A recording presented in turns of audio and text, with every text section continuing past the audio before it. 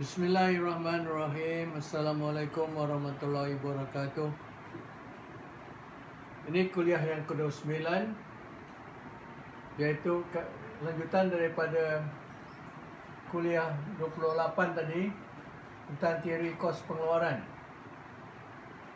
Okey, dalam kuliah yang ke-29 ini saya nak terangkan dari segi graf. Saya nak beritahu pada semua pelajar dalam ekonomi ini dan dari pengeluaran ni, kos pengeluaran, dari kos pengeluaran, apa yang penting yang saudara-saudari harus faham ialah bentuk kilo ini. 3 kilo ni. Kos sud, kos purata, kos berubah purata. Kos tetap purata ni kita tak perlu ambil tahu. Pasal keadaan ni akan bentuk ke bawah, mencurun ke bawah ke kanan dan terus dia semakin lama semakin kecil. Tapi dia tak boleh sentuh, tak boleh cross kilo pengeluaran. Paksi di bawah ini ialah keluaran, jumlah keluaran. Paksi di atas yang tegak ini ialah paksi kos purata, kos sud, kos berubah purata dan sebagainya lah. Yang ni. Daripada data tadi kita dah dapat lihat bahawa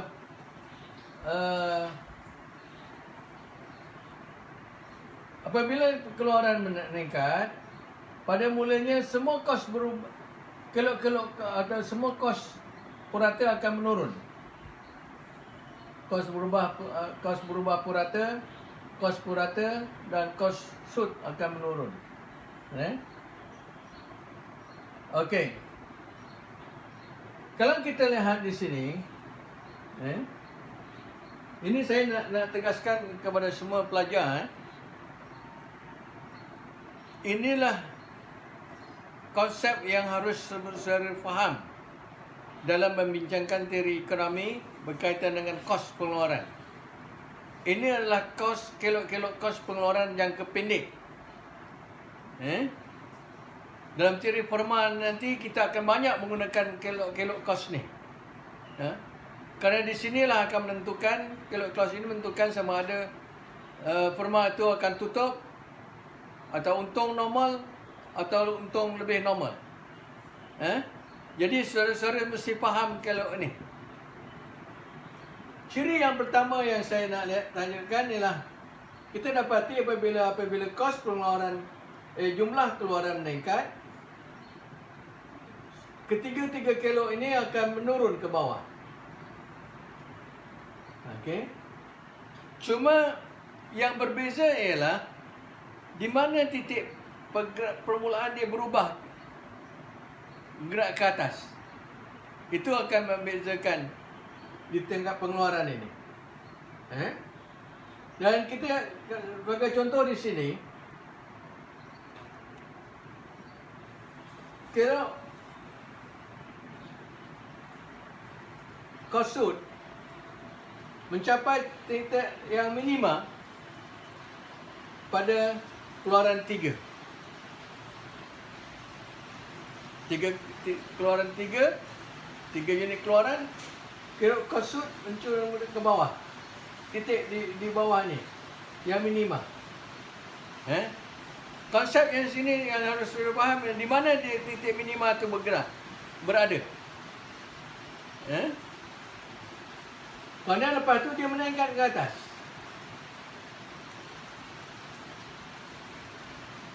Curun positif, bergerak ke atas. Kemudian kilo yang kedua, kilo kos berubah purata. Dia akan mencurun ke bawah pada permulaannya. Tapi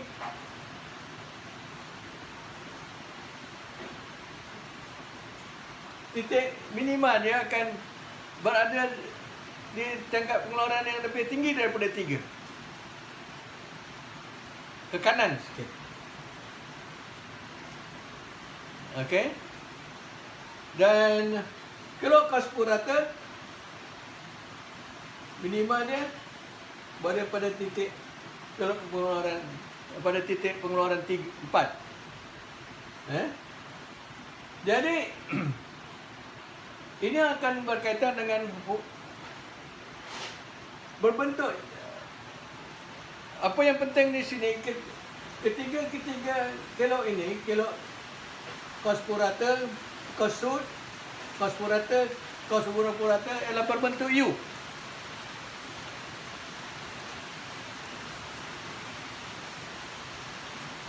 Semua kelok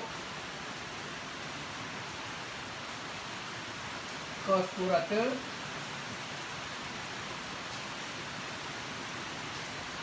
adalah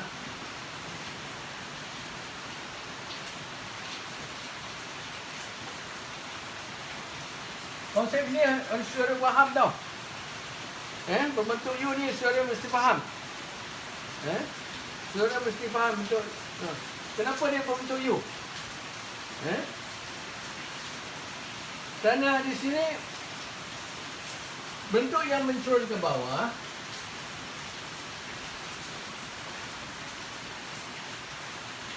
bagian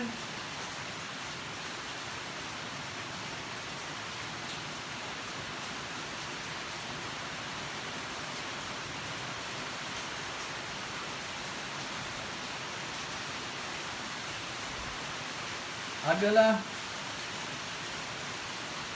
disebabkan kurma mengalami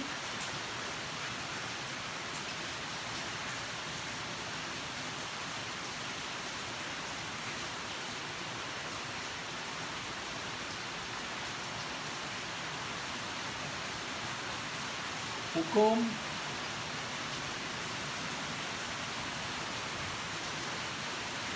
pengeluaran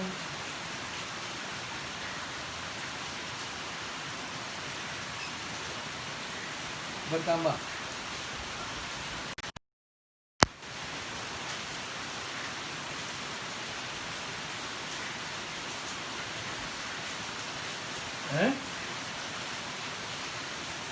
Tengok ni. Apabila dia menaikkan pengeluaran, semua kos tunai menurun. Kos sud menurun, kos perubahan purata menurun, kos purata menurun. Dan yang kita lihat di sini, kos purata titik minima adalah yang di kanan sekali ini, iaitu pada tingkat pengeluaran 4. Bagian ini, iaitu daripada bagian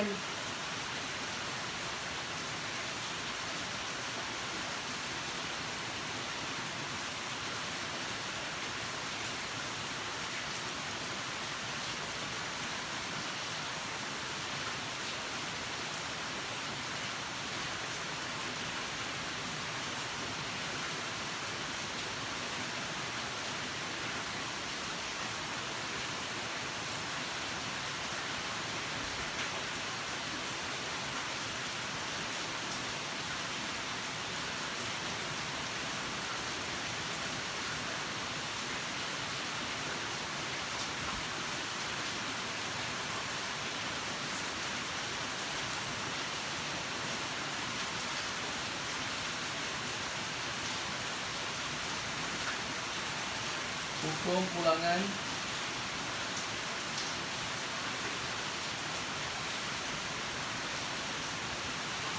bertambah.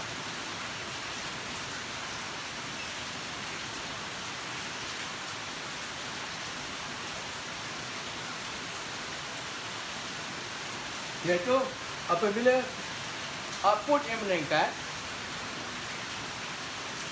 kosnya akan, kos purata ini turun. Jadi dia beruntung ke tidak? Dia beruntung bukan? Jadi setiap laporan yang dikeluarkan, kosnya menurun. Kalau tengok dari segi teori pengeluaran, bahagian itu ialah kelok pengeluaran purata meningkat. Dalam kuliah yang ke-27 saya tunjukkan bagaimana bahagian hukum pulangan bertambah ini berlaku, iaitu di sini. Bahagian ini. Faham tu? Semua keloknya akan menurun.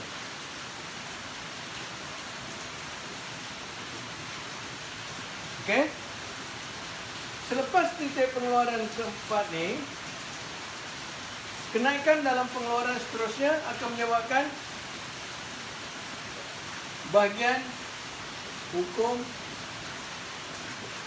pengeluaran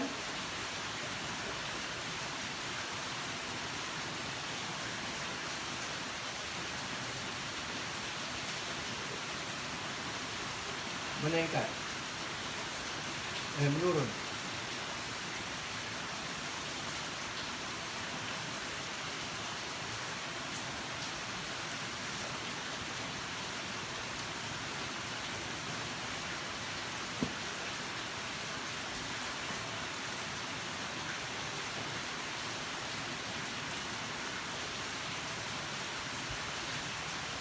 Jadi kalau hukum pulangan menurun itu,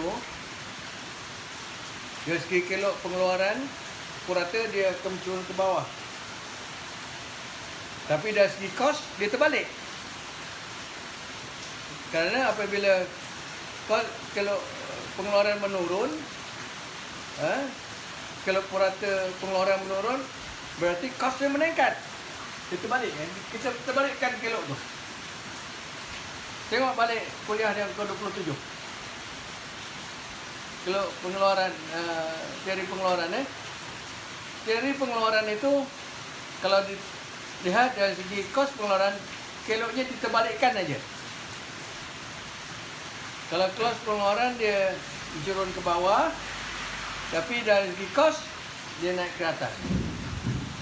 Iaitu apabila pengeluaran meningkat lebih daripada 4 unit, semua kos-kos purata meningkat. Semua kos-kos purata meningkat. Di bahagian ini. Bahagian kedua ini. Dan jadi ada dua lah. Ada dua teori di sini.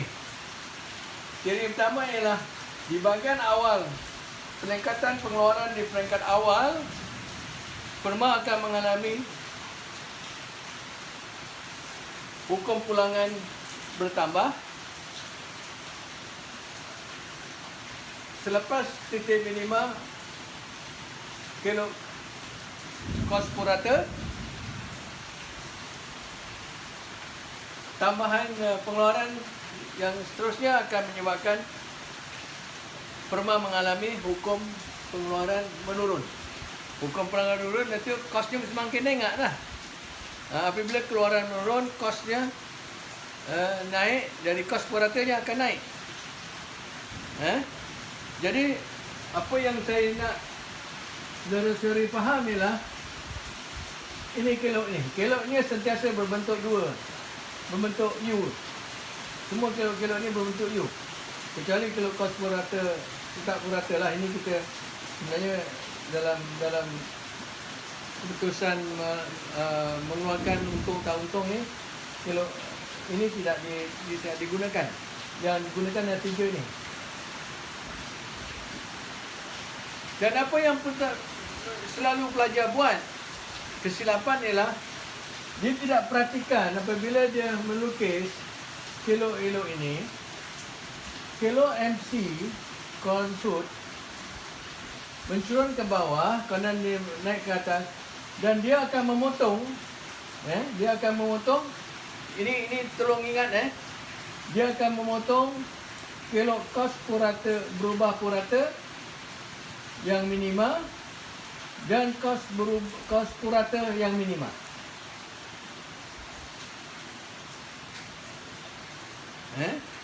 Jadi kelok ni mesti memotong titik minima kelok kos berubah purata dan kelok minima kelok titik kos purata. Itu wajib ya. Kalau dalam peperiksaan kamu buat rajah yang salah, yang kalau buat lebih kurang buat macam tu ini salah ni. Ini salah. Rajah akan hilang markah. Rajah akan hilang markah. Dibatalkan. Kerana konsepnya dah salah. Dia tidak boleh memotong di mana kelok ini sedang menurun ke bawah. Kelok ni akan memotong kedua-dua kelok ABC dengan AC di titik yang minima. Faham ni? Kelok ini diperoleh daripada jadual tadi sebenarnya. Jadual kuliah yang ke-28. Jadi apa yang saya nak tegaskan pada saudara-saudari ialah saudara-saudari mesti faham bentuk kelok ketiga-tiga kelok ini dalam mempelajari ekonomi.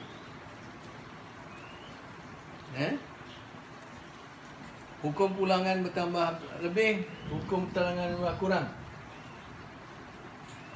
Atau hukum pulangan berkurangan. Jadi hukum pulangan berkurangan berarti kosnya meningkatlah. Hukum pulangan menurun bertambah, kos pengeluarannya menurun. Kos berubah puratanya menurun. Jadi dalam jangka pendek, ini adalah rajah sebagai dalam jangka pendek. Dalam jangka pendek, ini 3 kelok ini. Kelok kos berubah purata. Average variable cost. Kos purata. Kos sud. Dalam jangka panjang, kos tetap tak ada. Semua kos akan berubah. Nah, itu akan kita bincangkan dalam teori Fermat nanti. Jadi di sini saya nak saudara-saudara faham ni bentuk kelok ni. Dia akan mula menurun ke bawah, dan kemudian lepas tu dia naik ke atas. Ini biasa ni. Dan kita alami ni. Kalau kamu berniaga pun kamu alami ni. Kalau kamu jual nasi lemak, kat gerai tu, kalau semakin ramai, terlalu ramai orang bekerja pun ada, jadi dia akan bukan semakin meningkatkan pengeluaran. Sempit jadi. Singgol sana, singgol sini, singgol sana. Pengeluarannya akan menurun. Tapi dari segi kos akan naik kerana setiap pekerja kita kena bayar. Nampak tu? Ada konsepnya dah. Jadi kos pekerja itu adalah kos berubah. Sewa tapak gerai itu tetap. Kita berniaga tak berniaga tetap sama kita kena bayar. Tapi yang kita berubah ialah jumlah buruh. Jadi kita dalam niaga kita kena fikirkan pada tingkat optimum yang manakah kita akan berhenti ambil pekerja, atau tingkat manakah kita harus mengeluarkan barangan tersebut supaya kita boleh dapat jumlah kos yang paling minima. Faham ni saudara-saudari? Jadi saya akan terangkan lebih lanjut apabila kita bincangkan teori Fermat nanti. Untuk itu saya berhenti di sini. Assalamualaikum warahmatullahi wabarakatuh.